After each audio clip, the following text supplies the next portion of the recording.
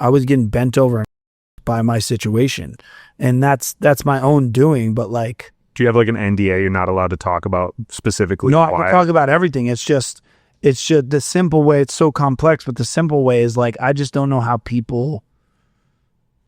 I don't know how companies like that can let young artists get into such situations where, like, I don't think they realize they're doing it. I just think that there's so many hands and chefs in the kitchen, and like, gets so split up. Like, if I wouldn't have fought to get out of my record deal, I would have been in that for maybe 20 years.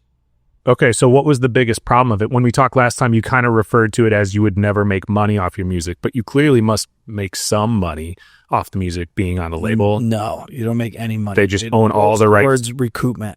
And you're recouping at 1/5 of the rate of a regular recoupment, pretty much. So you're recouping from a royalty rate. Your royalty rate under a label, if you're lucky, is 18%.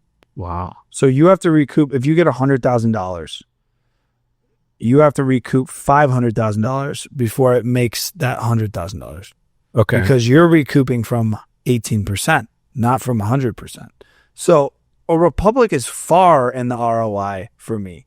Yeah. They've already made probably $500,000. Sure. You know, maybe a little less, whatever. So then they pay the artist off what, a salary off of no bonus they gave per you show? An advance in the beginning, and then you're responsible. They gave me, for me, for example, my advance was $100K, and you're supposed to get every new album that you do. Yeah, you get a new advance, but Don't Give Me Problems, Give Me One wasn't an album; it was an EP. Right? Okay. So they're not going to tell you the reason we want you to put out an EP is so we can drag the clock. I didn't know that. I'm young. I don't know how it works. I don't even know what my contract says. Yeah. Don't recommend. Everybody read your contracts. Don't trust lawyers unless they're a very good friend of yours, or unless you found them specifically and they're invested in you and you trust them. I'm lucky to have a great lawyer now. But at the time, I just like trusted the people around me, and never do that in life. Never do that in life. Always, always, always check yourself. And I just like, I didn't know what anything, if it was less than 9 songs, it wasn't called an album. Sure. So for a year and a half, living in Los Angeles for 2 years, living in Los Angeles with, a record on the way to being gold at the time, and backup songs, Head in the Clouds, Confidant, even, I think those were pretty much the 2 bigger ones on that record that are killing it as backup songs. I'm living from 2019 to middle of 2021 off of $100K. Wow. And for me to get more money, I'm realizing, this is why I'm like realizing at the point of the sun wakes up earlier now.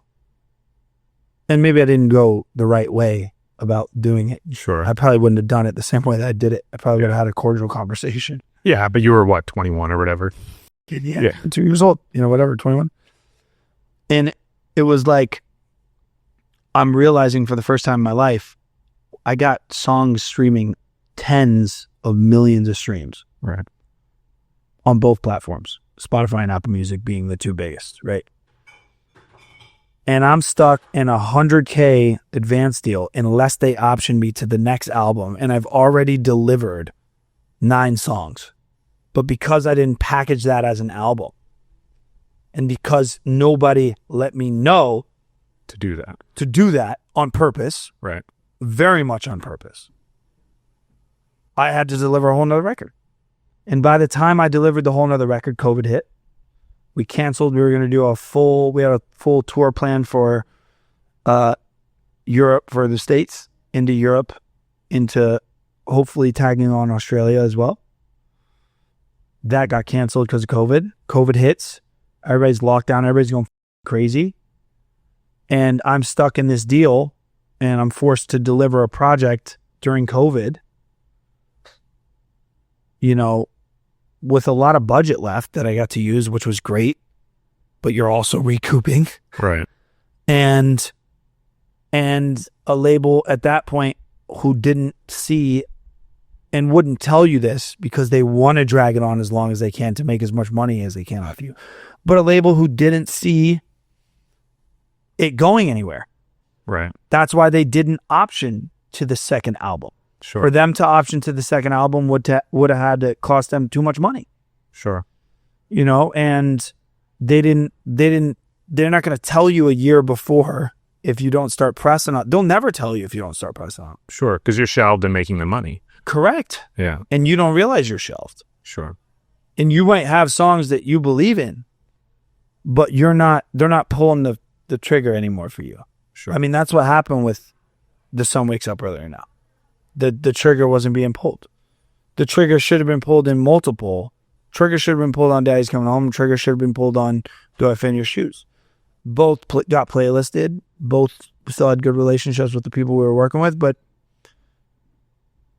they didn't follow up. They invested a ton of money in cigarettes. It popped and it worked. Yeah. They probably invested $50,000-$60,000 in that song.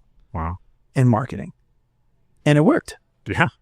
And it blew up, and their ROI was incredible from it. And then I dropped Don't Give Me Problems, Give Me Wine. And we put a little bit of money into it, but not nearly enough to make it bigger.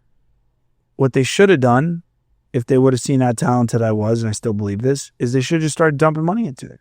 Yeah. Then nobody would have been upset, and we would have been in a 10,000 cap venue right now. Yeah, but that may have happened if COVID didn't happen because you would have gone on that tour, Maybe. which then there could have been buzz from that. And Maybe. Yeah, who knows?